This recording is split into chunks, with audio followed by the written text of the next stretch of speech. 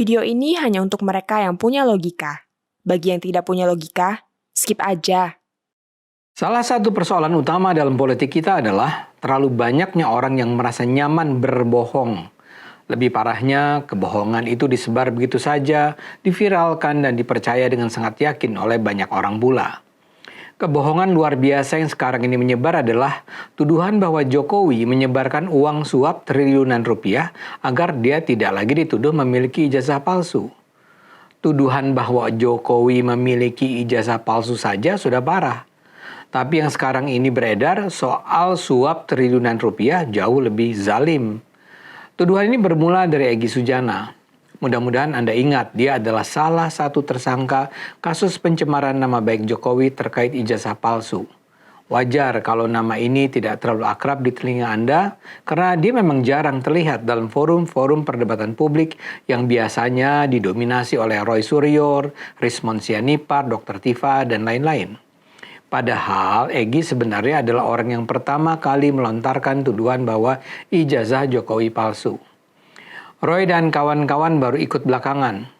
Namun ketika kehebohan ijazah palsu setahun belakangan ini mengemuka, Egy menghilang.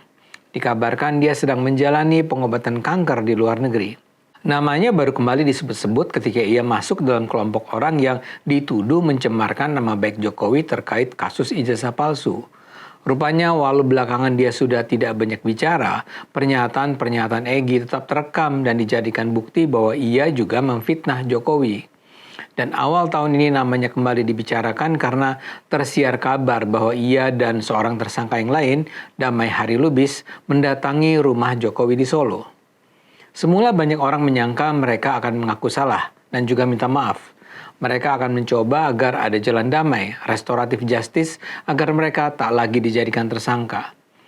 Ini terutama dimulai oleh pernyataan kuasa hukum Egy, Eli Daneti, yang menyatakan telah mengamati dan menyentuh ijazah asli Jokowi saat gelar perkara khusus di Mapolda Metro Jaya pada Desember 2025. Elida mengatakan dia dapat meraba dan melihat emboss dan watermark di ijazah Jokowi yang diperlihatkan polisi, yang menandakan bahwa ijazah tersebut memang asli.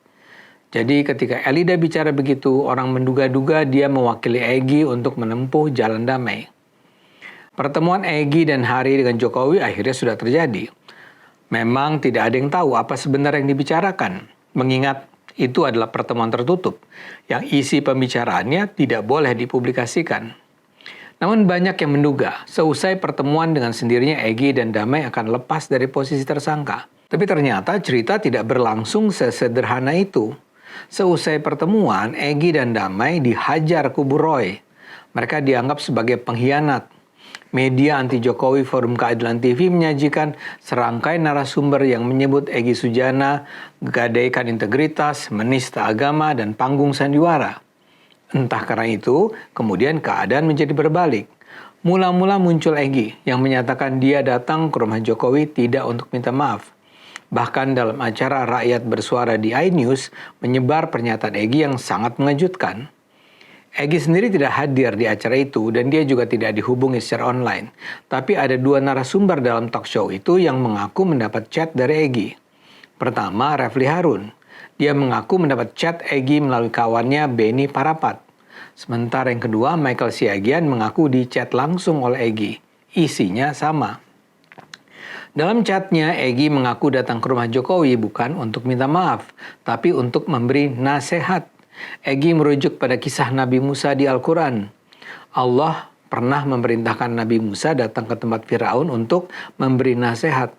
Walau tidak disampaikan secara eksplisit, kemungkinan besar Egy menyampaikan dirinya sebagai Nabi Musa yang mendatangi Firaun, yaitu Jokowi, untuk memberi nasihat.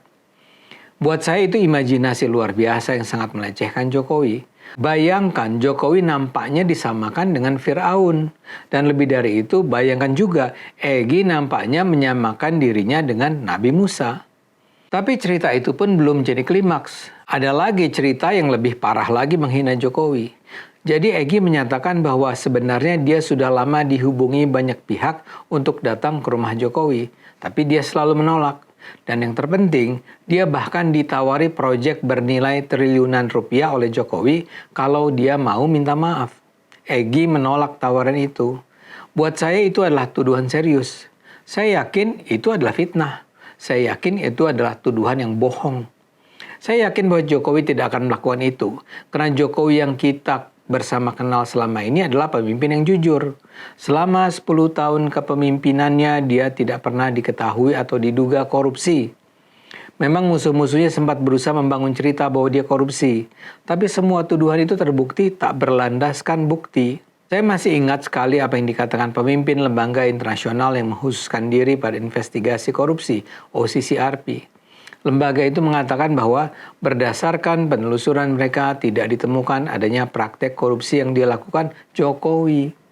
Jadi bagaimana mungkin setelah dia bisa menjaga kebersihan dirinya selama ini, kini setelah dia berhenti jadi presiden, Jokowi menawarkan triliunan rupiah pada Egy. Lagi pula untuk apa Jokowi menyuap Egy? Egy sekarang berada pada posisi tersangka yang mungkin tak lama lagi akan menjadi terdakwa untuk diadili. Bahkan menurut akal sehat, hampir pasti ijazah Jokowi itu terbukti asli. Berbagai bukti sudah dihadirkan untuk menunjukkan ijazah Jokowi asli. Dan keterangan bahwa ijazah Jokowi itu asli sudah dinyatakan sejak tahun 2005 ketika Jokowi maju sebagai calon wali kota Solo. Karena itu hampir pasti ijazah Jokowi asli. Dan hampir pasti Roy dan kawan-kawan termasuk Egy akan dinyatakan bersalah. Jadi buat apa Jokowi menyuap Egy? Saya yakin seyakin-yakinnya Jokowi tidak ingin menyuap Egy. Dengan demikian kesimpulan paling logis yang bisa saya ambil adalah kalau Refli dan Michael jujur ya Egy berbohong, Egy menyebarkan fitnah. Memang setelah mengatakan itu tetap ada satu pertanyaan yang tidak bisa saya jawab sementara. Kenapa Egy dan Damai yang juga bilang dia tidak datang untuk minta maaf merasa perlu jauh-jauh berangkat ke Solo? Penjelasan bahwa dia datang untuk menasehati Jokowi seperti Musa menasehati Firaun sama sekali tidak masuk akal. Karena itu bisa saja, sebenarnya mereka sudah bersepakat untuk mengakui kesalahan mereka dalam menilai ijazah Jokowi. Mungkin juga untuk minta maaf.